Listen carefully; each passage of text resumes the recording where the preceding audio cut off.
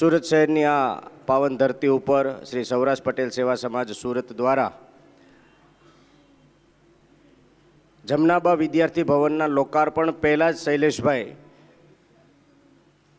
ખૂબ સરસ મજાની ઉમદા પ્રવૃત્તિ અહીંયા શરૂ થઈ ગઈ છે. કદાચ આ ભારતનું વિશ્વનું પહેલું એવું કોઈ સંસ્થા હશે અથવા આ કોઈ એવું કોમ્પ્લેક્સ હશે કે લોકાર્પણ પહેલાં જ કોઈ પણ પ્રકારની પ્રવૃત્તિ શરૂ થઈ ગઈ હોય. ત્યારે આજે આપણે જે કાર્યક્રમમાં ઉપસ્થિત થયા છીએ એ કાર્યક્રમનું નામ છે વિચારોના વાવેતર. અને આ વિચારોના વાવેતર આજે 44મો વિચારોના વાવેતરની અંદર આજના મુખ્ય મહેમાન આપણા શૈલેષભાઈ સકપરિયા, શ્રી નરેશભાઈ વરિયા, ધવેલભાઈ ભંડેરી, શ્રી સમીપભાઈ મુલાણી ને આપ બધાને શ્રી સૌરાષ્ટ્ર પટેલ સેવા સમાજ આજના કાર્યક્રમમાં હાર્દિક સ્વાગત કરે છે.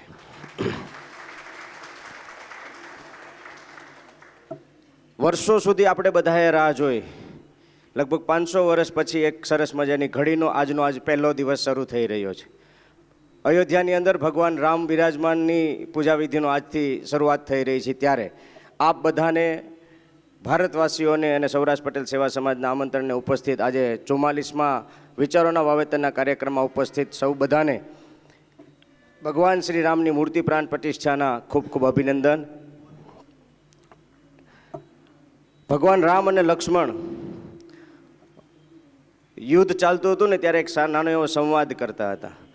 ભગવાન રામ આદર્શો સાથે જીવવાવાળા વ્યક્તિ, એટલે લક્ષ્મણજીએ કહેવાય ગયું કે ભગવાન આટલી બધી આદર્શો સાથે જીવો છો તો પીડા આવે છે, યાચના આવે છે, મુશ્કેલી આવે છે, તકલીફ આવે છે, અવગણના આવે છે, અપમાન થાય છે.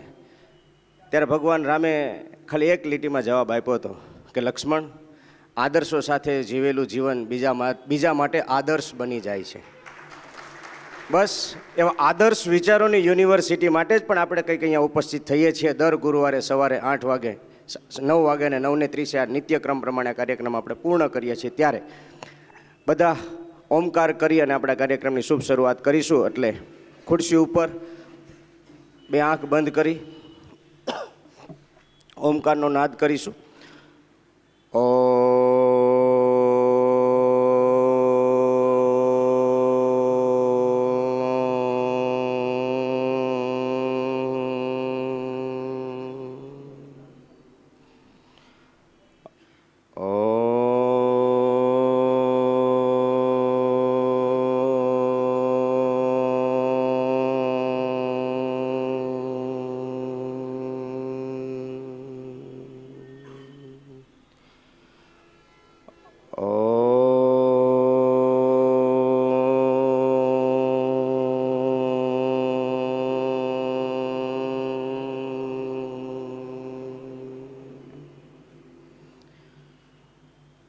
બંને આંખો બંધ રાખીને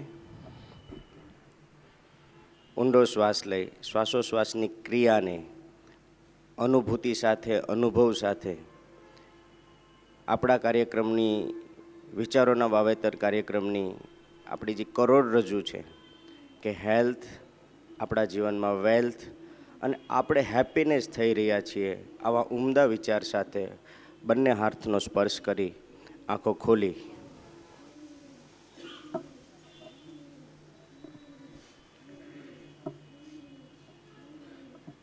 શ્રી સૌરાષ્ટ્ર પટેલ સેવા સમાજના આજના 44મા વિચારોના વાવેતર કાર્યક્રમની અંદર ઉપસ્થિત મહેમાનશ્રીઓ, આપ સર્વો. પણ કહેવત છે ને કે એકનું એક કામ વારંવાર કરવાથી યાદ રહી જતું હોય છે. ત્યારે ગયા ગુરુવારે જે વિચાર આપણે રજૂ કર્યો હતો, આ ગત ગુરુવારનો વિચાર રજૂ કરવા માટે હું વિનંતી કરીશ શ્રીમાન રાજુભાઈ ગૌદાણી.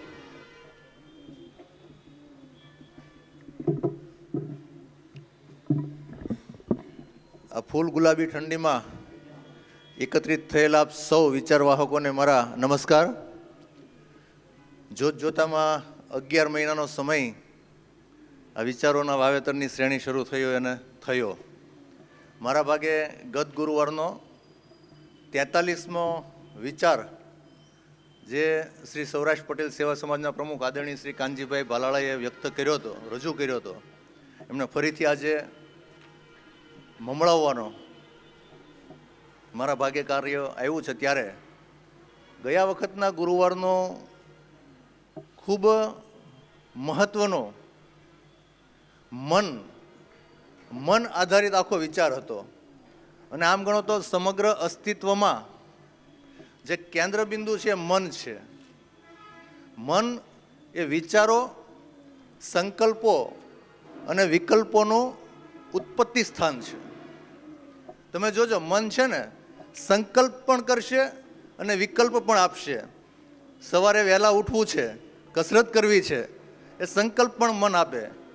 અને સવાર પડે એટલે કે હવે કાલથી કરશું, એનો વિકલ્પ પણ મન જ આપે. અને સારા વિચારો પણ મનમાંથી સ્ફુરે. સાહેબે કીધું હતું, મન હોય તો માળવે જવાય.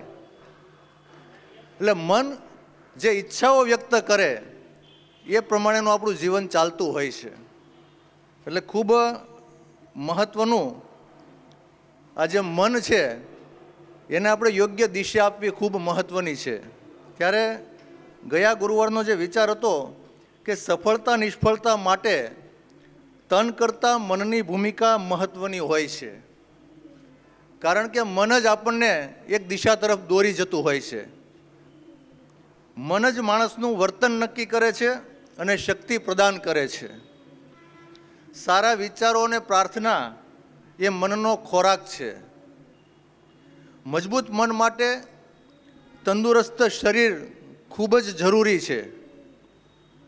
એટલા માટે જ અહીંયાથી સાહેબે મન વિશે જે વાતો કરી કે શરીર એ હાર્ડવેર છે, જ્યારે મન એ સોફ્ટવેર છે.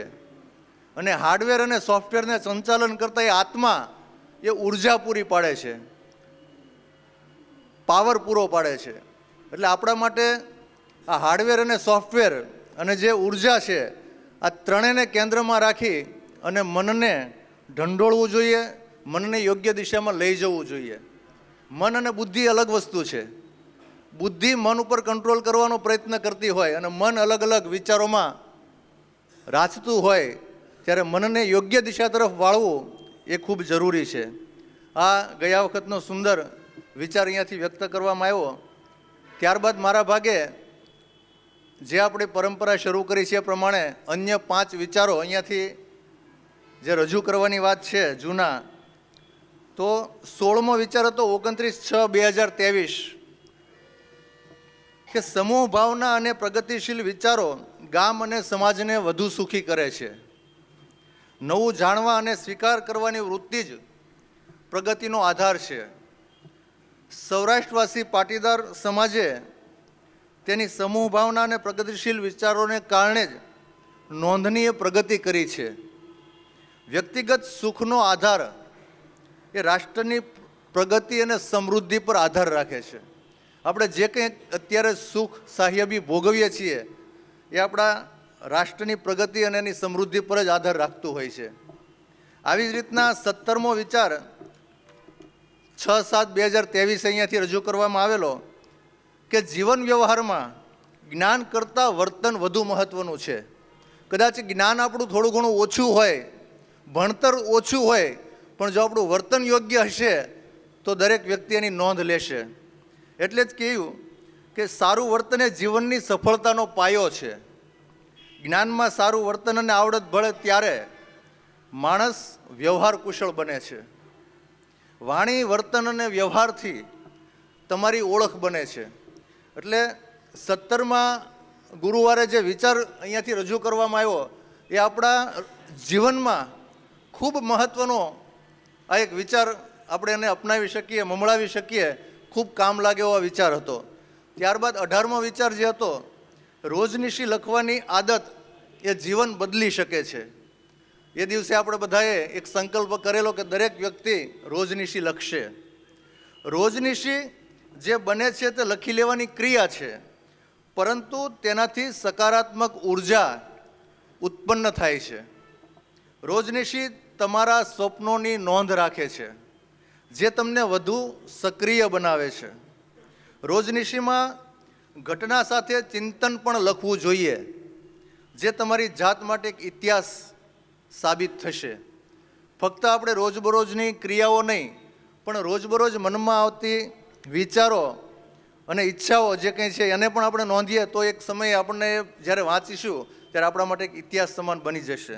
ત્યારબાદ 19મો વિચાર જે હતો, અવલોકન અને નોંધ કરવાની આદત જાણકારીમાં વધુ ચોક્કસાઈ અને દ્રઢતા વધારે છે. સારા અવલોકનથી જાણકારી સ્પષ્ટ થાય છે. જાણકારીના આધારે જ નિર્ણય લેવાતા હોય છે. કોઈ પણ જોયેલી કે જાણેલી વાતની નોંધ અને અનુસંધાન તમારા જીવન કે ધંધામાં ઉપયોગી થશે.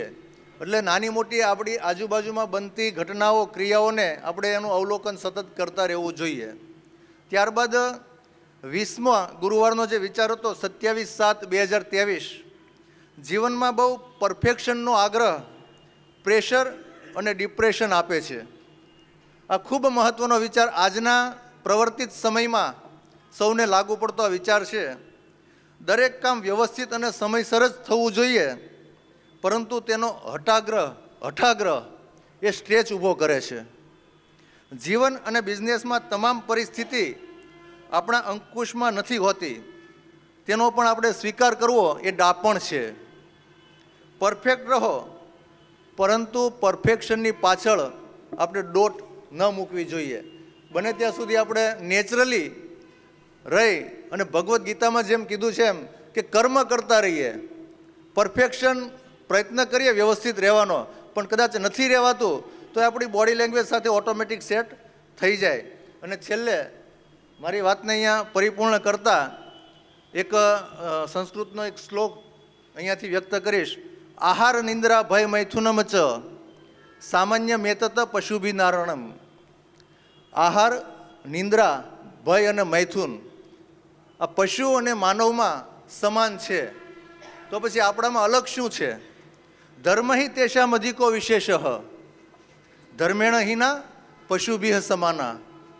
ધર્મ જ એમાંથી એક અલગ છે કે મનુષ્ય અને પશુમાં એ અલગ આપણે છીએ એની ઓળખ ઊભી કરે છે. ત્યારે અલગ જે છીએ એ આપણા મનના કારણે છે, કારણ કે ધર્મ એટલે કર્તવ્ય અને ફરજ, અને અલગ કરતો આ જે એક તત્વ છે એ મન છે. ત્યારે ગત ગુરુવારના મન સંદર્ભિત જે વિચાર અહીંયાથી મૂકવામાં આવ્યો એને આપણા જીવનમાં રોજબરોજ યાદ રાખી અને એની સાથે આપણે સાંકળી લઈએ. આપ સૌએ મને સાંભળ્યો, આપ સૌનો ખૂબ ખૂબ આભાર.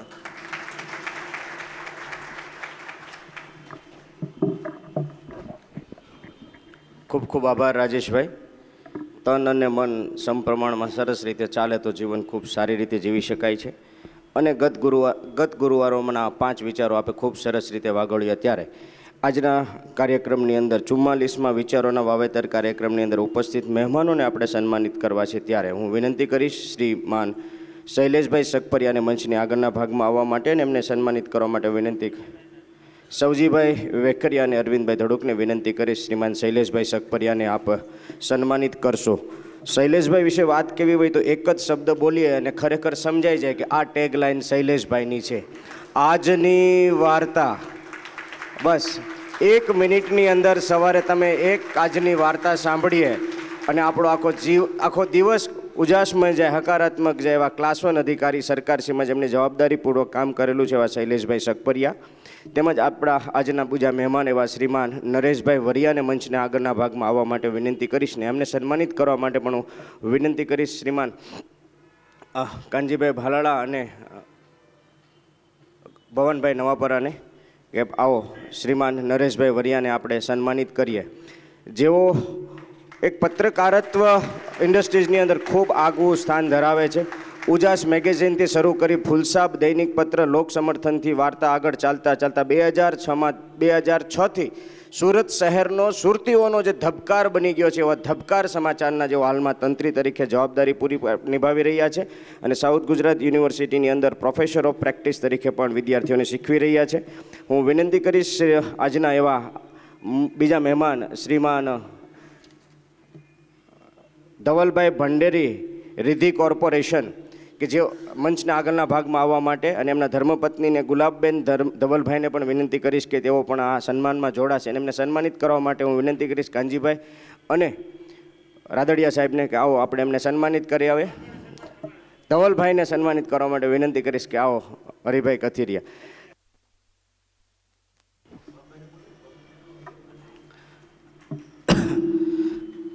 ધવલભાઈને આપણે એટલા માટે સન્માનિત કરી રહ્યા છીએ, ધવલભાઈ દ્વારા જમનાબા વિદ્યાર્થી ભવન, આ જે આપણે ભવનમાં બેઠા છીએ, અને સામે કિરણ મહિલા ભવન બનવાનું છે. આ બંને ભવનનું કન્સ્ટ્રક્શનનું બાંધકામનું કામ એમના રિદ્ધિ કોર્પોરેશન દ્વારા થયું છે. એમના ભાગીદાર યોગેશભાઈને પણ વિનંતી કરીશ કે આ સન્માનમાં જોડાશે. 4.5 લાખ સ્ક્વેર ફૂટનું બાંધકામ ધવલભાઈ અને એમની કંપની રિદ્ધિ કોર્પોરેશન દ્વારા થયું છે. મિત્રો, આનાથી વિશેષ વાત, તેઓ આજે 21 લાખ રૂપિયાનું દાન આપી સૌરાષ્ટ્ર પટેલ સેવા સમાજમાં એક દાતા ટ્રસ્ટી તરીકે જોડાઈ રહ્યા છે. એકવાર જોરદાર તાળીઓના નાદ સાથે ધવલભાઈ અને યોગેશભાઈ, ધવલભાઈના ધર્મપત્ની ગુલાબબેન અને ભૂમિબેનને પણ એકવાર જોરદાર તાળીઓના નાદથી વધાવીએ. આ બંને મિત્રો રિદ્ધિ કોર્પોરેશનના ભાગીદારો છે, શ્રી ધવલભાઈ ભંડેરી અને યોગેશભાઈ વઘાસિયા. એમના દ્વારા 21 લાખ રૂપિયાનું શ્રી સૌરાષ્ટ્ર પટેલ સેવા સમાજમાં આજે દાતા ટ્રસ્ટી તરીકે જોડાઈ રહ્યા છે. મિત્રો, આ દરેક ઈંટ મૂકેલી છે ને દરેક ઈંટમાં રિદ્ધિ કોર્પોરેશન તો જોડાયેલું જ છે, પણ આજે 21 લાખ રૂપિયાનું દાન આપીને આપણી સાથે સહભાગી થયા છે. એવા જ એક દાતા શ્રીમાન સમીપ માલાણીભાઈને વિનંતી કરીશ કે મંચના આગળના ભાગમાં આવવા માટે, અને વિનંતી કરીશ શ્રીમાન રાજુભાઈ ગૌદાણીને અને હાર્દિકભાઈ સાંચડને કે આપણા યુવાન મિત્ર અડાજણમાં પગ મૂકો અને તમને શ્રીપદ દેખાય. આ શ્રીપદ ગ્રુપના સંદીપભાઈ માલાણી એમના તરફથી શ્રી સૌરાષ્ટ્ર પટેલ સેવા સમાજમાં 7.5 લાખ રૂપિયાનું માતબર દાન આપીને એક રૂમના દાતા બની રહ્યા છે. ત્યારે એમને પણ આપણે આ તબક્કે ખૂબ ખૂબ તાળીઓના નાદથી નવાજીએ. હવે હું વિનંતી કરીશ, પત્રકારત્વ તરીકે ખૂબ આગવું નામ છે, પરંતુ સાઉથ ગુજરાતની અંદર કોઈ રાજકીય ટીવીની અંદર ડિબેટ થતી હોય અને એમાં પણ ખૂબ આગવું નામ છે. એમને સાંભળવા પણ ગમે, એમને લેખ લખેલો વાંચવો પણ ગમે એવા શ્રીમાન નરેશભાઈ વરિયા સાહેબને વિનંતી કરીશ કે આજના 44મા વિચારોના વાવેતર કાર્યક્રમની અંદર આપ આપની વાત રાખશો, આપનો વિચાર રાખશો. શ્રીમાન નરેશભાઈ વરિયા.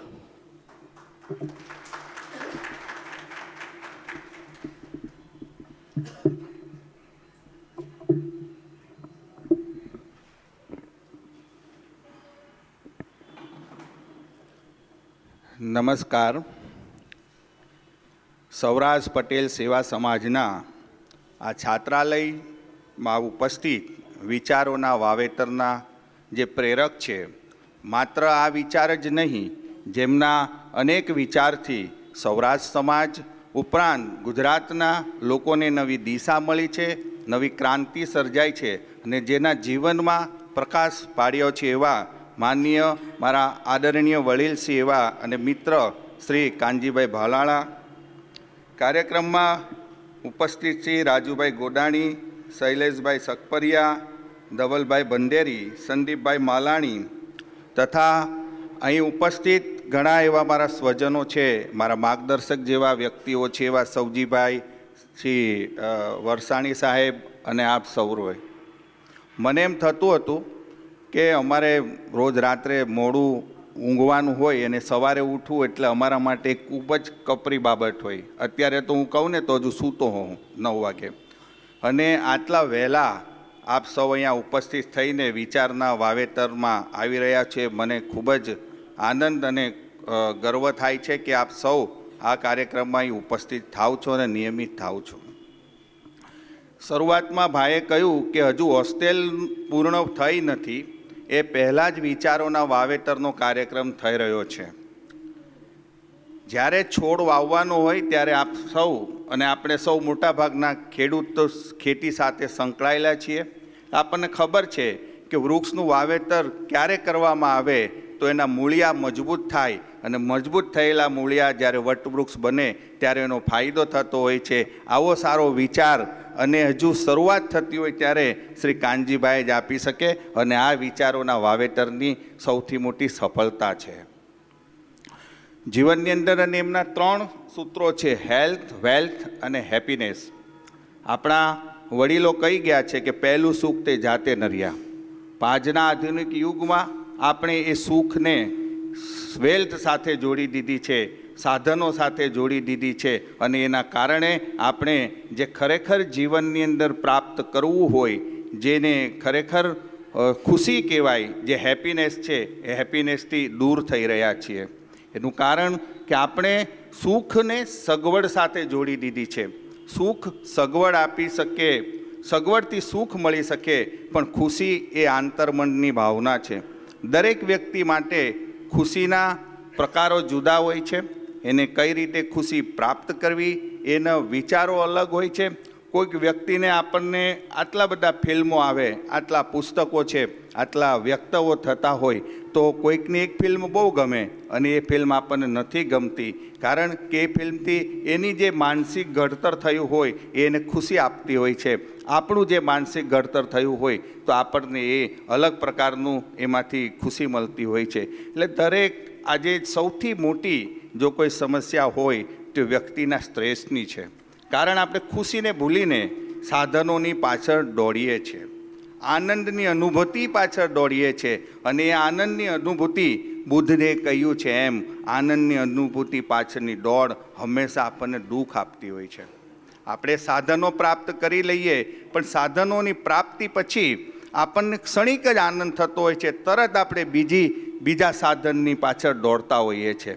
અને આજનો જે બજારવાટ છે એ બજારવાટ તો સતત આપણને એક સાધન પછી બીજા સાધનની પાછળ દોડતો રાખે છે અને એ દોડની અંદર આપણે આપણું જીવન જીવવાનું ભૂલી જઈએ છીએ. આપણા જે મૂલ્યો છે, આપણા જે સામાજિક જે આપણા આપણો વારસો છે, આપણી જે કૌટુંબિક પ્રણાલિકા છે, જે જીવન છે એ જીવન જીવવાનું ભૂલી જઈએ છીએ અને માત્ર સાધનોની પાછળ દોડીએ છીએ. આ દોડ આપણને જ્યારે પૂરી થતી હોય એવું લાગે ત્યારે એમ થાય છે કે સાલું જીવનમાં હું કંઈ પામ્યો જ નથી, મારી ખુશી તો રહી ગઈ છે.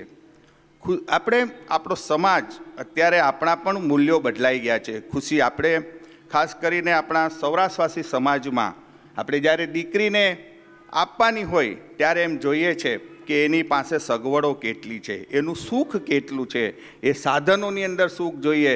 દીકરીને એના બંગલા, એની ગાડી, એનું હવે તો એમ કહે છે ભાઈ સૌરાષ્ટ્રમાંય જમીન જોઈએ, અહીંયા બંગલા જોઈએ, આ ગાડી જોઈએ, આ ગાડી ન ચાલે, મર્સિડીઝ જ જોઈએ. તો એવી જે ભાવના પેદા થઈ છે એ જોઈને આપણે દીકરી વળાવીએ, એવા સાધનો જોઈને દીકરી આપી હોય અને ત્યાં જઈએ પછી એમ કે મારી દીકરીને સુખ નથી, મારી દીકરીને ખુશી નથી. અને એને જ્યારે મહેણાતોણા મારવામાં આવે ત્યારે સમજાય છે કે જે સુખની આપણે જોઈને એને દીકરીને વળાવી હતી ત્યાં ખરેખર વાસ્તવિક તો ત્યાં ખુશી હતી જ નહીં. તો આ ખુશી, સુખ પાછળની દોડ સાધનોમાં જે પરિવર્તિત થઈ રહી છે એ ખૂબ જ આપણને સુખ નહીં પણ આખરે દુઃખ આપતી હોય છે. મારે વાત કરવી છે નૈતિકતા, પ્રમાણિકતા અને સાદગીની. ભાઈએ શરૂઆતમાં ભગવાન શ્રી રામચંદ્રનો દાખલો આપીને કહ્યું કે આદર્શનો રસ્તો ખૂબ જ કઠિન હોય છે, પણ આપણે એવું જીવન જીવીએ તો સમાજ માટે આદર્શ બની જઈએ. અને ખરેખર એ ખૂબ જ કઠિન છે, કારણ કે આજની દોડમાં આપણે વસ્તુ પ્રાપ્તિ માટે, તમારે અર્થોપાર્જન માટે કંઈ કામ ધંધો કરવો પડતો હોય છે અને એની સાથે સાધન શુદ્ધિ નથી હોતી. આપણે સૌ જાણીએ છીએ કે ઘણા લોકો ઘણું પ્રાપ્ત કરી લે પછી અમે અખબાર ચલાવીએ છીએ એટલે ઘણી વખત અમે એના પર્દાફાશ કરતા હોય છે, ઘણા એના કાળા ધંધા હોય કે ખોટી બાબતો એ છાપતા હોઈએ છીએ ત્યારે આપણે જે જોયું હોય છે એણે એ સાધન સુધી જાળવ્યા વગર અનૈતિકતાના રસ્તે મેળવ્યું હોય છે. એ રસ્તો ક્યારેય તમને સુખ નથી આપી શકતો. અમે નૈતિકતા જેટલી પાળીએ પણ એ ક્યારે પડાય કે જ્યારે તમારી સાથે તમારો પરિવાર પણ જોડાય, એની સાથે સાદગી હોય. મારી પાસે આ વસ્તુ છે તો એ ચાલી જાય. ધારો કે કપડાં છે, આપણે નૈતિકતા કઈ રીતે જાળવી શકીએ? મારી પાસે કપડાં છે તો કપડાં જરૂરિયાત છે, 2 જોડી કપડાંથી પણ આપણું જીવન પસાર થઈ શકે અને પછી જે છે એ જ તમને અનૈતિકતાની તરફ દોડી જતા હોય છે. મને ઘણા મિત્રો કાનજીભાઈ એવું કહે કે ધબકારની આટલી પ્રત છે, તમે બહુ બધી પ્રત કરો. ત્યારે હું એમ કહું છું કે અમે આની અંદર ઘી પૂરીને નાનો દીવડો કર્યો છે, દીવડા રૂપી અમે પ્રગટાવીએ છીએ. હું બહુ મોટું એમ્પાયર બનાવું તો મને સ્વાભાવિક, આપ સૌ મીડિયાની સ્થિતિ જાણો છો, મીડિયાની છાપ આજે કેવી છે. દરેક વ્યક્તિ કહે છે કે આ વેચાઈ ગયું છે, કાં તો આનું સેટિંગ થઈ ગયું છે, કાં આ પક્ષની તરફ ધરેલું છે કે આ પક્ષની તરફ ધરેલું છે. એનું કારણ એ આવે કે જ્યારે એ મોટું અમ્પાયર બને ત્યારે એના માટે મારે દીવડાની જગ્યાએ ભઠ્ઠો કરવો પડે ને ભઠ્ઠાની અંદર મારે ક્યાંથી શું લાવીને નાખવું પડે નિશ્ચિત નથી હોતું. એટલે તમે નૈતિકતાની નીતિમત્તા હોય તો તમે ચોક્કસ એક સ્થાન પ્રાપ્ત કરી શકો છો. આજે અહીં હું ઉપસ્થિત એટલે થઈ શક્યો કારણ કે કાનજીભાઈએ અને આ સંસ્થાએ અને આપ સર્વેએ મારી જે અત્યાર સુધીની જીવન યાત્રા છે કે જે હું કંઈ જીવ્યો છું પત્રકારત્વમાં એને જોયું છે. મારી પર જો ડાઘો લાગ્યા હોત, ભલે હું કદાચ કોઈ મોટા અખબારનો તંત્રી હોત અને ડાઘા લાગ્યા હોત તો મને ખ્યાલ છે કાનજીભાઈ આ સ્ટેજ મને શેર કરવા ન આપે. એટલે નૈતિકતાની તાકાત આ છે. હું દરેક વ્યક્તિને કહું છું, આપણે જેટલા મહાન વ્યક્તિઓ થઈ ગયા એનું માત્ર કારણ વિચાર છે અને એ વિચાર આપવાનું કામ અહીંથી થઈ રહ્યું છે. જેટલા તમે 10 નામ મનમાં યાદ કરજો મહાન થઈ ગયેલા વ્યક્તિના, એમાંથી 10માંથી લગભગ તમને કોઈ ઉદ્યોગપતિ, ખોટું નહીં લગાડતા, સમાજને વેપારી અને વિદ્વાન બંનેની જરૂર છે. પણ જેને આપણે આદર્શ માનતા હોઈએ છીએ એ મોટા ભાગે વિદ્વાન હશે, વૈજ્ઞાનિક હશે, અથવા તો કોઈક નવો વિચાર સાથે જેણે સમાજની, રાજકારણની, દેશની, દુનિયાની નવી દિશા આપી હશે અને દિશા બદલાવી હશે એવા વ્યક્તિઓ હશે. એ મહત્ત્વ સારસ્વતનું છે, એ મહત્ત્વ આપણે નૈતિકતાનું છે અને એ જ તમારા માટે પથદર્શક બનતું હોય છે. આપણે કોઈ પણ વ્યક્તિ જોઈએ તો એ ત્યાંથી એની જીવનની શરૂઆત પ્રમાણિકતાથી થઈ હોય. ધારો કે ગાંધીજી છે, ગાંધીજીના વિચારો સાથે આપણે સહમત થઈએ ન થઈએ, પણ એટલું ચોક્કસ છે કે ગાંધીજીનું જીવન એકદમ આત્મકથાની અંદર તમે વાંચો તો એ વ્યક્તિએ કશું છુપાવ્યું જ નથી. આપણે જ્યારે કશું છુપાવતા નથી ત્યારે તમારે ખૂબ જ એની ખુશી મળતી હોય છે. અને અહીંયા જે વિચાર છે હેલ્થ પણ જળવાઈ રહે, કારણ કે તમે ખોટું કરો એનાથી તમારામાં સ્ટ્રેસ આવે. સ્ટ્રેસની અસર તમે પોતાનો કામ, ધંધો, વ્યવસાયમાં તમે જાળવી ન શકો અને ખુશી તો એ પ્રાપ્ત થઈ શકતી નથી. હા, સોરી, મેં ઘડિયાળ રાખી હતી પણ ભૂલી ગયો. બસ હવે એક જ સેકન્ડ. આપ સૌએ મને ખૂબ શાંતિથી સાંભળ્યો અને અહીંયા બોલાવ્યો એ બદલ આપ સૌનો ખૂબ ખૂબ આભાર. ધન્યવાદ.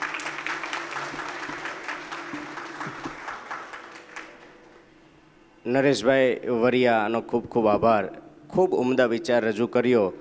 પૈસાથી સગવડ પ્રાપ્ત થઈ શકે પણ શાંતિ પ્રાપ્ત કરવા માટે તો સારા વિચારોની જ જરૂર પડે. ખૂબ ખૂબ આભાર નરેશભાઈ. વિનંતી કરીશ શ્રીમાન શૈલેષભાઈ સકપરિયાને આજની વાર્તા.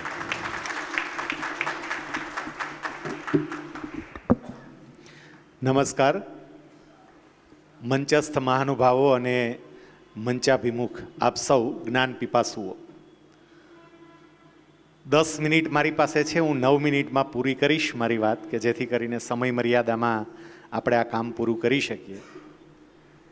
શ્રીમદ ભાગવતના એકાદશ સ્કંદમાં ભગવાન કૃષ્ણ અને ઉદ્ધવ વચ્ચેનો એક સંવાદ આવે છે અને એમાં ભગવાન કૃષ્ણને ઉદ્ધવ પ્રશ્ન પૂછે છે કે કૃષ્ણ, અમારે તમને મળવું હોય તો તમને ક્યાં મળી શકીએ? તમારું સરનામું ખરું કે તમને અમારે ક્યાં શોધવા, મળવા ક્યાં આવું? અને એ વખતે ભગવાન ઉદ્ધવને પોતાનું વિઝિટિંગ કાર્ડ આપે છે.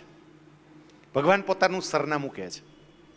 કૃષ્ણ ઉદ્ધવને એવું કહે છે કે હું યોગ, યજ્ઞ, વ્રત, તપ, દાન આદિક સાધને કરીને જેવો વશ થાઉં છું એના કરતાં સત્સંગે કરીને વધારે વશ થાઉં છું. એટલે મને જો પ્રાપ્ત કરવો હોય તો જ્યાં સત્સંગ થતો હોય ત્યાં આવું, હું તમને ત્યાં મળીશ. સત્સંગનો અર્થ થાય છે સારી વ્યક્તિઓનો સંગ, સારા વિચારોનો સંગ. હું કાનજીભાઈ અને સમગ્ર ટીમને હૃદયપૂર્વક અભિનંદન પાઠવું છું કે દર ગુરુવારે ભગવાનને આવવું પડે એવો સરસ મજાનો સત્સંગ કરે છે. એટલું યાદ રાખજો,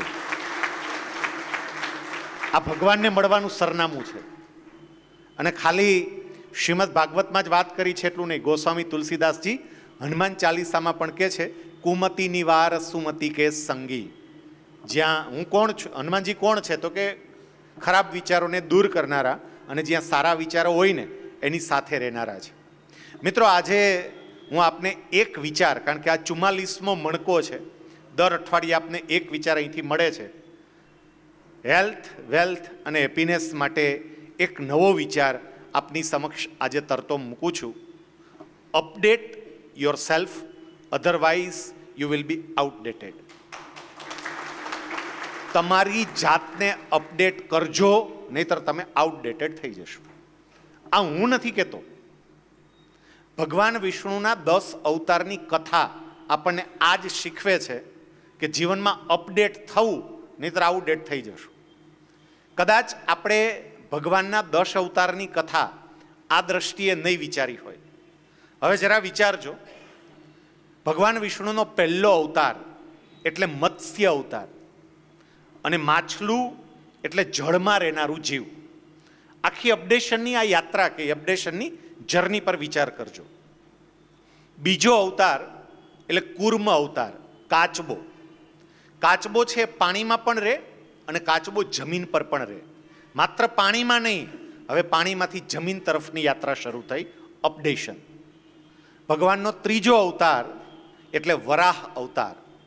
વરાહ અવતાર, વરાહ એટલે ભૂંડ. હવે પાણી નહીં, પાણીને છોડી દીધું, આગળ જમીન પર પણ એમાં પશુ રૂપે.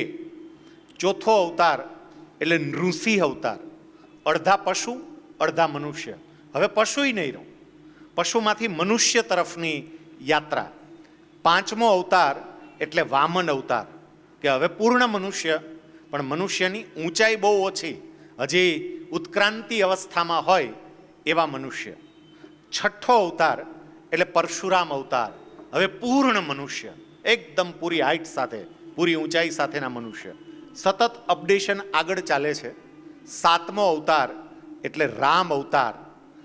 હવે મનુષ્ય તો બની ગયા, પણ મર્યાદામાં રહીને કઈ રીતે જીવવું એ રામ અવતાર. થોડું વધારે આગળ આઠમો અવતાર એટલે કૃષ્ણ અવતાર, કે મર્યાદામાં તો રહેવું, પણ સામેવાળાને કઈ રીતે મર્યાદામાં રાખવા એ શીખવું પડે, એ અપડેશન આવે. આઠમો અવતાર આવ્યો. નવમો અવતાર બુદ્ધ અવતાર. હવે થોડીક પોતાની જાત સાથે વાત કરીએ, થોડાક અંદર ઉતરીએ, અને 10મો અવતાર કલ્કી અવતાર, જેવી જરૂર હશે એ પ્રમાણે આવશે. પણ આ દશાવતારની કથા આપણને એવું કહે છે કે જીવનમાં સતત અને સતત અપડેટ થતા રહેજો, નવું નવું શીખતા રહેજો, શીખવાની યાત્રાને ક્યારેય અટકાવતા નહીં, સતત શીખતા રહેવું. આપણા ઋષિ મુનિઓએ આપણું જે જીવન છે ને એને 4 તબક્કામાં વહેંચ્યું છે. આપણને બધાને ખબર છે, બ્રહ્મચર્ય આશ્રમ, ગૃહસ્થાશ્રમ, વાનપ્રસ્થાશ્રમ અને સંન્યસ્તાશ્રમ. પહેલા 25 વર્ષ બ્રહ્મચર્ય આશ્રમ, મતલબ જ્ઞાન પ્રાપ્તિનો સમય છે. જ્ઞાન પ્રાપ્તિનો સમય 25 વર્ષ જ્ઞાન જ મેળવવાનું, બીજું કશું જ નહીં. પછીના 25 વર્ષ એ ઘર સંસાર ચલાવવાનો, મોજ મજા કરવાની, અર્થ ઉપાર્જન કરવાનું. પછીના 25 વર્ષ વાનપ્રસ્થા આશ્રમ, હવે જરા સમાજ માટે, રાષ્ટ્ર માટે કંઈક કામ કરીએ, અલગ રીતે થોડોક વધારે સમય ફાળવીને. અને છેલ્લા 25 વર્ષ સંન્યસ્ત આશ્રમ, સંપૂર્ણપણે જગતથી નિર્લેપ. આમ તમે જોવા જાઓ તો હવે આ 4 આશ્રમને જીવી શકાય એમ નથી, કારણ કે આપણી પાસે 100 વર્ષનું આયુષ્ય હોય એ કેમ ખબર પડે? હવે તો ગમે ત્યારે વ્યક્તિ જતી રહે છે, ગમે ત્યારે આમંત્રણ આવી જાય, સીધે સીધું જતું જ રહેવું પડે છે. તો આ 4 આશ્રમને રોજે રોજ જીવતા શીખવું જોઈએ. રોજ 4 આશ્રમને જીવવાના, રોજ રોજ. મારા 24 કલાકમાંથી કેટલોક સમય જ્ઞાન પ્રાપ્તિ માટે, કેટલોક સમય અર્થ ઉપાર્જન માટે, કેટલોક સમય રાષ્ટ્ર સેવા, સમાજ સેવા માટે, અને કેટલોક સમય પરમાત્મા માટે અને જાત માટે. રોજ 4 આશ્રમને જીવતા શીખીએ. અને એમાં મેં તમને કહ્યું ને કે મૂળ મારે જે વાત લેવી છે તે કે અમુક સમય તમારી ગમે એટલી ઉંમર થાય ને તો પણ શીખવા માટે કાઢજો, કાઢજો અને કાઢજો. શીખવા માટે સમય કાઢવાનો જ, શીખવાનું જ. છેલ્લો એક પ્રસંગ કહીને હું વાત પૂરી કરું કે ખાસ કરીને આપનામાંથી મોટાભાગના ઓળખતા હશે, તમે બધા જ્ઞાન પીપાસુ છો, એટલે આદરણીય નગીનદાસ સંઘવી, તમારા સુરત સાથે તો એમનો ગજબનો સંબંધ. નગીન કાકા જે પુસ્તકો લખે ને એમાંથી છેલ્લે મારા પુસ્તકોનું જે પ્રકાશન કરતા એ કે બુક્સ, નગીન કાકાના પુસ્તકોનું પ્રકાશન કરે. યોગેશ ચોલેરા એના પ્રકાશક. કાકાની એ વખતે, નગીન કાકાની ઉંમર 97 વર્ષની, અને યોગેશે એને ફોન કર્યો કે બાપા તમે જે લખીને આપો છો ને એ હાથે લખતા. હવે 97 વર્ષની ઉંમરે સ્વાભાવિક છે કે કોઈ પણ વ્યક્તિ હાથે લખતી હોય એટલે એના હાથ ધ્રુજતા હોય, સ્વાભાવિક છે. એટલે એમણે એવું કહ્યું કે તમે જે હાથે લખીને બધું પુસ્તકનું મટીરિયલ્સ મોકલો છો ને તો મને વાંચવામાં બહુ તકલીફ પડે છે, કારણ કે તમારા અમુક અક્ષર ઉકેલાતા જ નથી, બહુ તકલીફ પડે છે. તો દાદા કે એમનો ઉપાય શું? યોગેશ કે તમે છે ને ગુજરાતીમાં ટાઈપ કરીને મને મોકલો ને તો કોઈ વાંધો જ નહીં. ગુજરાતીમાં જો ટાઈપ કરીને મોકલી દો તો બીજો પ્રશ્ન ના રહે. એટલે તરત જ નગીન દાદાએ કીધું પણ મને ગુજરાતી ટાઈપ કરતાં આવડતું નથી, મને ઇંગ્લિશ ફાવે, ગુજરાતી નથી ફાવતું. સામે યોગેશે એવું કહ્યું કે બાપા એવો સોફ્ટવેર આવ્યો છે ઇન્ડિક કરીને, એ તમે તમારા મોબાઈલમાં ને એમાં નાખી દો, મોબાઈલમાં કે કમ્પ્યુટરમાં, પછી તમે ટાઈપ અંગ્રેજીમાં કરો પણ લખાય ગુજરાતીમાં. નગીન બાપા કે એમ એવું થાય? તો કે હા બાપા એવું થાય. સાહેબ 97 વર્ષની ઉંમરે એ માણસ ગુજરાતીમાં ટાઈપ કરતા શીખા ઇન્ડિક સોફ્ટવેરની મદદથી. ગુજરાતીમાં 97 વર્ષની ઉંમરે અને ટાઈપ કરતા શીખાય એટલું નહીં, એના જીવનનું છેલ્લું પુસ્તક ગીતા વિમર્શ, ગીતાજી ઉપરનું પુસ્તક પબ્લિશ થયું અને ગીતા વિમર્શ પુસ્તક આખું એને ગુજરાતીમાં ટાઈપ કર્યું. યોગેશને મેલ કર્યો અને મેલ કરીને પછી એવું કીધું, યોગેશભાઈ હવે મને એવું ન કહેતા કે મારા અક્ષરો સારા નથી થતા, કારણ કે મેં તમને ટાઈપ કરીને જ મોકલું છે ને તમે કીધું ને એ જ સોફ્ટવેરનો ઉપયોગ કર્યો છે. સાહેબ 97 વર્ષની ઉંમરે પણ એને શીખવાની ઈચ્છા હોય અને ઘણી વખત તમે જોજો આપણે 40 કે 50 વર્ષે પણ શીખવાનું બંધ કરી દઈએ છીએ. આપણા દશાવતારની કથા એ કહે છે કે સતત શીખતા રહેજો, અને મહાનુભાવોના જીવન પણ એવું કહે છે કે સતત શીખતા રહેજો. તમે બધા દર ગુરુવારે અહીંયા ભેગા થાવ છો.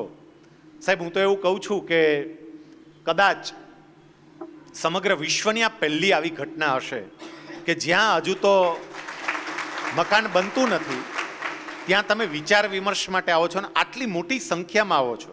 ગઈકાલે આ તમે પેલું મોકલ્યું હશે પોસ્ટ, એટલે પેલા હાર્દિકનો મને મેસેજ આવ્યો કે હું આજે પેરિસમાં છું, જાપાન આવવું પડ્યું છે, નહીંતર હું અહીંયા હોત અને દર ગુરુવારે હું અહીંયા આવું છું. એટલે તમારે વ્યક્તિઓ પણ બધા તમે એ પ્રકારના ભેગા થાવ છો. એટલું યાદ રાખજો, આ વ્યક્તિગત જીવનમાં તો વિચારોનું વાવેતર અસર કરશે જ, પણ આપણા વ્યાવસાયિક અને સામાજિક જીવનને પણ ઉન્નત બનાવશે. ફ્રેન્ચ ક્રાંતિના મૂળમાં તમે જોવા જાઓ ને તો કોફી શોપમાં ભેગા થઈ અને ચર્ચા કરનાર વિચારકો જ હતા, અને એને કારણે આખી ફ્રેન્ચમાં ક્રાંતિ આવી. એમ સમાજમાં અને રાષ્ટ્રમાં પણ તમારા આ વિચારોને કારણે ક્રાંતિ આવશે. આજના દિવસે પરમ કૃપાળુ પરમાત્માના ચરણોમાં પ્રાર્થના કરું કે જે વિચાર મેં આપની સમક્ષ મૂક્યો છે કે તમારી જાતને અપડેટ કરજો, નહીતર આઉટડેટ થઈ જશો. કંઈક નવું શીખતા રહીએ. અસ્તુ.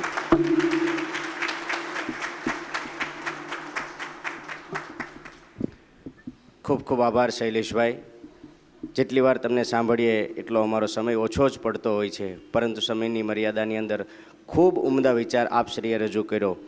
અપડેટ થયા કરજો, નહીંતર તમે આઉટડેટેડ થઈ જજો. આપણે અપડેટ થયા જ ને, આપણા દાદા ચોળીની જભો પહેરતા હતા, આપણો કેવો ટી શર્ટ જીન્સ પહેરીએ છીએ. તો વિચારોમાં આવી રીતે જીવનમાં અપડેટ થવું જ જોઈએ.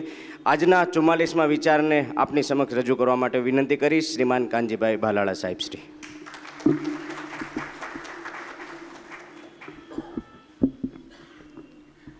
એ રામ રામ. મજામાં? આ વાક્ય બોલીએ ને તો કેટલી ખુશી થાય. આમ તો આજે ખુશી એટલા માટે છે, બસ 5 જ દિવસ પછી 500 વર્ષ પહેલાં જ્યાં સ્થાન જેનું હતું એ રામની મૂર્તિનું સ્થાપન થશે ને પ્રાણ પ્રતિષ્ઠા થશે. કદાચ હિન્દુ ધર્મની આ સૌથી મોટી જીત એટલે આપણે બહુ ખુશ છીએ. વિજય એટલે આપણે ખુશ છીએ. બીજો આનંદ એટલે થાય એ રામ રામ બોલીએ ને એટલે ગામડું યાદ આવે. શૈલેષભાઈ ગામડામાં કાંઈ નહોતું તો ખુશી ભરપૂર હતી. આજે બધું છે પણ ખુશી નથી. ખુશીનું સમીકરણ, ખુશીની રસાયણ એ વિચારોમાં છે, અને એટલે જ વિચારોનું વાવેતર દર ગુરુવારે કરવાનો અમારો પ્રયાસ છે. આ 44મા થર્સડે થોટમાં આજે આપણે બધા ઉપસ્થિત થયા છીએ. ભાવેશભાઈ કીધું ને, આજની વાર્તા, બસ આમાં શૈલેષભાઈનો પરિચય છે. પોતે ક્લાસ 1 અધિકારી, સ્પીપાના એ ડાયરેક્ટર છોડી દીધું. પોતાના નિજાનંદ માટે, લેખન કાર્ય અને મોટિવેશનનું કાર્ય કરવા માટે, ખુશી માટે છોડી દીધું અને આજે આપણી સાથે ઉપસ્થિત એવા શૈલેષભાઈ આજે ખૂબ આપણને સમય આપ્યો એનો આપણે જોરદાર તાળીથી વધાવવા છે. મહેમાન માટે જેટલી વાતો કરી એટલી ઓછી છે. શૈલેષભાઈએ આજે આપણા કાર્યક્રમને ખૂબ સરસ પોતાની વાત પણ કરી, પણ સમય નથી એટલે આપણે ફાસ્ટ ચાલીએ છીએ. કોઈ પણ ક્રાંતિ એ મીડિયાના સહકાર વગર ઝડપથી થઈ શકતી જ નથી. મને બરાબર છે સમૂહ લગ્નની જે શરૂઆત ને એની જે ક્રાંતિ થઈને એમાંય ગુજરાતના વર્તમાનપત્રનો નરેશભાઈ ખૂબ મોટો ફાળો હતો. હું એનો સાક્ષી છું. જય જવાન સમિતિનું કરોડો રૂપિયાનું દાન આવ્યું ને એમાં રિયલ નેટવર્ક એ મીડિયાનો એટલો જ ફાળો હતો. આ વિચારોના વાવેતર લોકો સુધી પહોંચાડવામાં સૌથી વધુ મીડિયાનો કોઈનો ફાળો હોય તો એ ધબકાર ન્યૂઝપેપરનો છે. એનો જે અમને આનંદ છે. એના તંત્રી નરેશભાઈ અહીંયા ઉપસ્થિત છે. પણ એની વાતમાંથી ખબર હશે ને મિત્રો ઓળખે છે એને ખબર હશે એ સંતોષી માણસ છે અને સંતોષમાં પણ ખુશી હોય છે. એ નરેશભાઈ ખુશી નિજાનંદથી જીવનારો માણસ છે. આજે ખૂબ આનંદ થયો કે આ ભવનનું જે નિર્માણ કરી રહ્યા છે રિદ્ધિ કોર્પોરેશન કન્સ્ટ્રક્શન કામ કરી રહ્યા છે એમના ભાગીદાર ડાયરેક્ટર ધવલભાઈ ભંડેરી અને ગુલાબબેન અહીંયા ઉપસ્થિત. ધવલભાઈ, તમારી આ શરીર એ જોતાં લાગે છે તમે ખુશ રહેતા હશો, કારણ કે તમારા જીવનમાં ગુલાબ છે.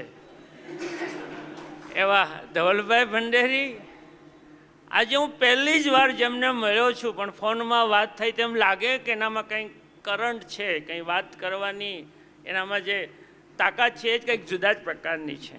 એવા સમીપભાઈ અતુલભાઈ માલાણી શ્રીપદ ગ્રુપ એના સમીપભાઈ જે આપણા દાતા પણ બન્યા, ધવલભાઈ પણ આપણા ટ્રસ્ટી દાતા બન્યા. અને આપ સર્વનું સ્વાગત છે અને આપના હૃદયમાં રહેલા રામને હું વંદન કરું છું. રાજુભાઈ બહુ સરસ વાત કરી. સફળતા નિષ્ફળતા માટે તન કરતાં મનની ભૂમિકા ખૂબ મહત્ત્વની છે. મારે તેમાં ઉમેરવું છે કે ખરેખર ખુશ રહેવા માટે મનની જ ભૂમિકા મહત્ત્વની છે. સફળતા નિષ્ફળતા માટે તન ને મન બે હોય, એમાં વધુ ભૂમિકા મનની છે. પણ ખુશ રહેવું હોય, ખુશખુશાલ રહેવું હોય તો એમાં મનની જ ભૂમિકા મહત્ત્વની છે. એટલું યાદ રાખવાનું છે. માણસ ખુશી શોધે છે, ખુશી માટે ફાફા મારે છે. ખુશી કંઈ મળતી નથી. ખરેખર જીવનમાં બધું જ છે, બધું જ અત્યારે છે, પણ ખુશી નથી જડતી. ખુશી માટે માણસ ફાફા મારે છે. અને એટલે જ આ બધી પીડાઓ જે પ્રશ્નો ઊભા થયા છે ને એ ખુશી શોધવા માટેના છે. પૈસા ખર્ચીને ખુશી શોધવાની પ્રયાસ કરીએ છીએ, કોઈ વ્યસન કરીને ખુશી શોધવાનો પ્રયાસ કરીએ છીએ ખુશી માટે, પણ ખુશી ટકતી નથી. બાળકના રમકડા જેવું છે. બાળક ખૂબ તોફાન કરે, રડે, દુઃખી થઈ જાય અને રમકડું આપણે ખુશ થાય. અડધો જ કલાક રમે એટલે બાપભાઈ બીજું વસ્તુ માગે. બસ ખુશી પણ એવી જ છે. ખુશી એ ખરેખર મનની બાબત છે ને ભાઈ શૈલેષભાઈ બહુ સરસ કીધું, ઇનર અંદરની વાત છે. માણસ ખુશખુશાલ રહેવો જોઈએ. બંને વક્તાએ બહુ ભૂમિકા સરસ અહીંયા બજાવી છે વાતમાં, એટલે મારે વાત નથી વધારે કરવીને આપણે મૂળ વિચાર તરફ જવું છે. પણ માણસે ખુશ રહેવું જોઈએ. જેમ બીજમાં જમીનમાં નાખો અને ઉગે એ એની સાર્થકતા છે, એનો ગુણધર્મ છે. કુદરત કહે છે કે બીજ નાખો તો એ ઉગે, એ એનું જીવનનું સાર્થકતા છે. એમ માણસના જીવનની સાર્થકતા પણ ખુશ રહેવું એમાં છે. માણસે ખુશ રહેવું જોઈએ. અને એના માટે શ્રેષ્ઠ ઉદાહરણ મારે તમને આપવું હોય, શૈલેષભાઈ યાદ કર્યા કૃષ્ણ ભગવાનને. એ તમામ ક્ષણોમાં ખુશીથી જીવ્યા છે, તમામ પરિસ્થિતિમાં ખુશ રહી શક્યા છે. એ યુદ્ધની વાટાઘાટો કરવા ગયા હોય ને દુર્યોધનને લલકારે છે ને તોય ખુશ છે. દ્રૌપદીને કુંતાને શ્રાપ આપે છે ને તોય ખુશ છે. અપહરણ કરવા જાય છે તોય ખુશ છે, અરે રણ છોડીને દ્વારકા ભાગીને આવે છે તોય ખુશ છે. ખુશ કેમ રહેવાય એ કૃષ્ણ ભગવાન પાસેથી શીખવા જેવું છે. એનું એ જીવન સાર્થક હતું. ખુશ રહેવું જોઈએ માણસે. અને એટલે જ આજે 44મો વિચાર તમને આપવો છે.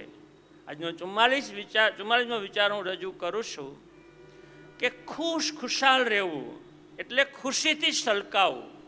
ખુશીથી છલકાવું એ જીવનની ખરી સાર્થકતા છે. યાદ રાખજો,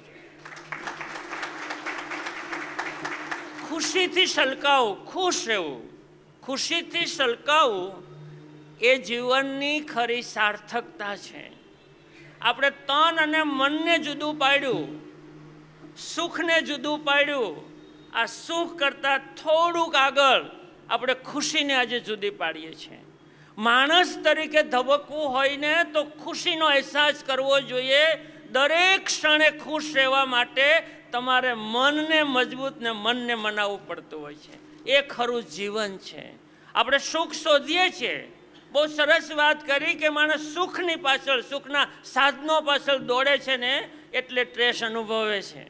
અને એટલે જ આપણે સુખ સમૃદ્ધિ કહીએ છીએ, સુખ શાંતિ કહીએ છીએ, આરોગ્યનું સુખ, પરિવારનું સુખ, દાંપત્ય સુખ, સમાજ સુખ, રાષ્ટ્ર સુખ. આ સુખ છે, પણ સુખની ઉપરવટ કોઈ હોય તો એ ખુશી છે. અને મનને પ્રસન્ન રાખવું એ ખુશી છે. ખુશી શું છે? તો મનને પ્રસન્ન રાખવું એ ખુશી છે. અને એમાં એક વધુ વાક્ય કહેવું હોય તો બીજું કહી શકાય, સુખ છે ને એ દેખાય છે. સમૃદ્ધિ દેખાય, હેલ્થ દેખાય, આપણું સુખ છે એ દેખાય છે.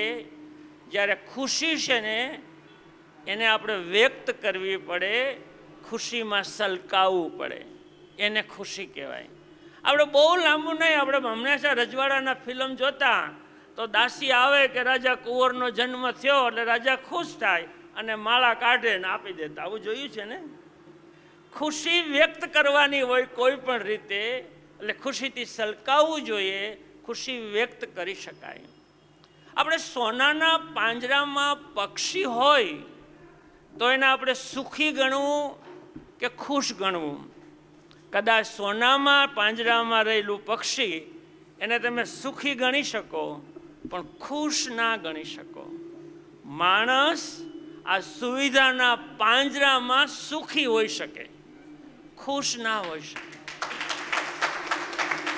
આ સુવિધા આપણને ખુશ રાખે એના માટે મને પ્રયાસ કરવા પડે. અને ખરેખર તો આપણે મન મારીને જીવીએ છીએ, ઈચ્છાઓને દબાવીને જીવીએ છીએ. આ માણસ માત્ર મનને મારીને જીવીએ છીએ, ઈચ્છાને દબાવીને જીવીએ છીએ. આવું ના જીવાય. બરાબર યાદ રાખજો, મનને મારીને જીવીએ છીએ, ઈચ્છાને દબાવીને જીવીએ છીએ. આવું ના જીવાય. બંધ પોકારો અને તમારા મન પ્રમાણે જીવી લો. અથવા બે જ રસ્તા છે આપણી પાસે. બંધ પોકારો અને આપણા મનના મોજ આવે એવું જીવી લો, અથવા સાનુકૂળ થઈને આનંદથી જીવો. બે જ રસ્તા છે. અહીંયા તમે બેઠા છો ને સમય 10 મિનિટ વધારે થઈ રહ્યો છે, તમારે જવું છે, મનને દબાવો છો, ઈચ્છાને દબાવો છો.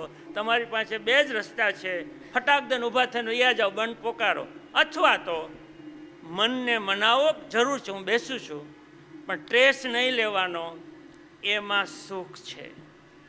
ખરેખર એના ફાયદા હોત તમને કહું.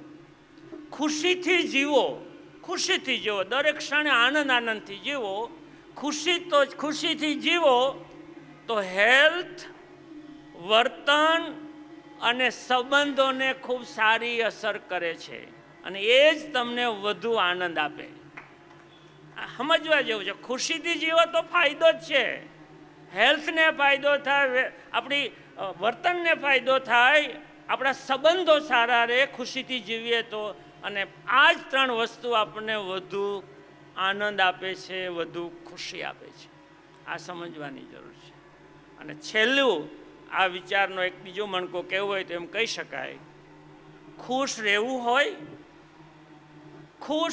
હોય તો બુદ્ધિથી નહીં, તર્કથી નહીં, હૃદયથી, લાગણીથી જીવવું પડે. બસ આ રસ્તો છે. ખુશ રહેવું છે. આજે આટલી વાત સાંભળ્યા પછી એમ થાય કે આપણે ખુશ રહેવું છે, તો એટલું યાદ રાખો, ખુશ જેને રહેવું હોય એને બુદ્ધિથી બહુ નહીં જીવવાનું, હૃદયથી જીવવાનું, તર્ક નહીં કરવાના, લાગણીથી જીવવાનું, અને દરેક પળને પકડતા પકડતા જીવવાનું. તો કૃષ્ણ ભગવાન જેવું તમારું ખુશખુશાલ જીવન રહે અને તમારા જીવનના તમામ પાસાઓને તમે સાર્થક કરી શકો. અને છેલ્લી વાત, ઈચ્છા એટલે ખુશીનું મેઘધનુષ મારે તમને કેવું છે. આ ખુશી ક્યાંથી મળે? 7 જગ્યાએથી મળે. જ્યાંથી પકડાય ના પકડજો. એટલે ખુશીનું એને મેઘધનુષ કહેવાય. ખુશી, સૌથી વધુ ખુશી, ટૂંકમાં કહીશ, વિચારવાનું તમારે, સૌથી વધુ ખુશી શૈલેષભાઈ પરિવારમાંથી મળે. તમારે ખુશ રહેવું છે તો જેટલો પરિવાર સાથે એટલા તમે ખુશ. બીજી ખુશી મિત્રતામાંથી મળે, અને એ તમારે મિત્રતા સારી હોય તો એમાં તમને ખુશી મળી શકે. ત્રીજી ખુશી આપવાથી મળે છે, જે આજે ધવલભાઈએ ખુશી મેળવી છે. માત્ર પૈસા નહીં, તમે માન આપો, અરે ઊભા થઈને ખુરશીની જગ્યા આપો, તમારી પાસે કાંઈ ન હોય તો સ્માઇલ આપો. તમે જે આપશો ને, તમારે ખુશી અનુભવવી છે, આપો, માર્ગદર્શન આપો, સલાહ આપો, પૈસા, તમારી પાસે જે હોય તે. અરે ઊભા હોય તોય કોઈને ચાલવાનો રસ્તો આપો. પણ આપવામાં જે ખુશી છે ને, એ લેવામાં છે જ નહીં. અને ચોથી ખુશી મળે છે વિજયમાં. મેં કીધું ને કે 500 વર્ષ પછી ત્યાં રામની મૂર્તિ ફરી સ્થપાય છે ને, એ વિજયની ખુશી આજે ભારત મનાવી રહ્યું છે. વિજયની ખુશી હોય, તમારી કોઈ પણ નબળાઈ ઉપર તમે વિજય મેળવો. તમારી કોઈ પણ નબળાઈ, શરીરની હોય કે વ્યસનની હોય, કોઈ પણ નબળાઈ હોય એના પર વિજય મેળવો. એમાં ખુશી મળે છે. છઠ્ઠી ખુશી મળે છે સ્વાસ્થ્યમાં, આરોગ્યમાંથી.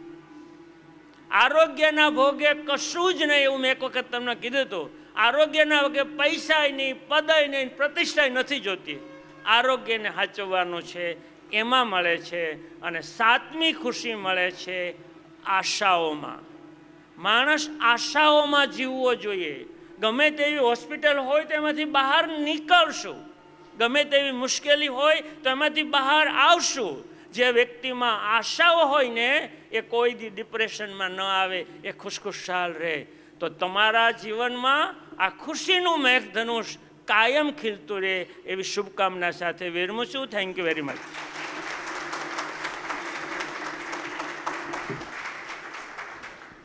ખૂબ ખૂબ આભાર. ખુશીનું મેઘધનુષ્ય આજે 44માં વિચારોના વાવેતરમાં આપને બધાને મળ્યું છે. ત્યારે હવે આજના કાર્યક્રમની અંદર ચાર્ટર્ડ એકાઉન્ટ મિત્રોની ટીમ અહીંયા ઉપસ્થિત રહી અને આપને બધાને આવકાર્યા છે, આપને બધાને સ્વાગત કર્યું છે. એવા શૈલેષભાઈ સકપરે અને આપણી સાથે, આપણી વચ્ચે આજના વિચારોના વાવેતરમાં ઉપસ્થિત કર્યા છે એવા પરબતભાઈનો આપણે ખૂબ ખૂબ આભાર માનીએ છીએ, એમના પ્રત્યે કૃતજ્ઞતા પ્રગટ કરીએ છીએ. ચાર્ટર્ડ એકાઉન્ટની ટીમ જગદીશભાઈ અને પ્રતિકભાઈનો પણ આ તબક્કે ખૂબ ખૂબ આભાર પ્રગટ કરીએ છીએ. જગદીશભાઈ અને પ્રતિકભાઈ હોય તો મંચ ઉપર આવી આપણે એમનો એક ફોટો લેવો છે, અને આપણે આ કાર્યક્રમને બધા ચાર્ટર્ડ એકાઉન્ટની આખી ટીમ મંચ ઉપર આવે ને એક આપણે એમની સાથે સંયુક્તમાં ફોટોગ્રાફ ઝડપભેર આવજો. સીએ મિત્રો અહીંયા આવે તો હું ભૂલી ગયો, તમારે યાદ કરાવવો જોઈએ. એક્શન. દર ગુરુવારે હું તમને કંઈક એક્શન કહું છું કે આટલો અમલ કરો. સાહેબ વહેલા ઉઠવાનું કીધું, ડાયરી લખવાનું કીધું, નોંધ તબકાવવાનું કીધું, પણ આજના જ ભાસ્કરમાં એક સરસ વાક્ય લખ્યું છે અમુલકભાઈ, એ એક્શન. બરાબર યાદ રાખજો. આજના જ ભાસ્કરમાં એક સરસ મજાનું સૂત્ર લખ્યું છે. થોડી વાર ઊભા રહેજો, હલાવતા નહીં ભાઈ. એક સૂત્ર લખ્યું છે અને બધા એ એક્શનમાં નાખવાનું છે. તમને કોઈ પણ વ્યક્તિ પ્રસન્ન કરે, તમે કોઈ પણ વ્યક્તિથી પ્રસન્ન થાવ તો એનો હંમેશા આભાર માનજો. શરૂઆત આજથી કરજો.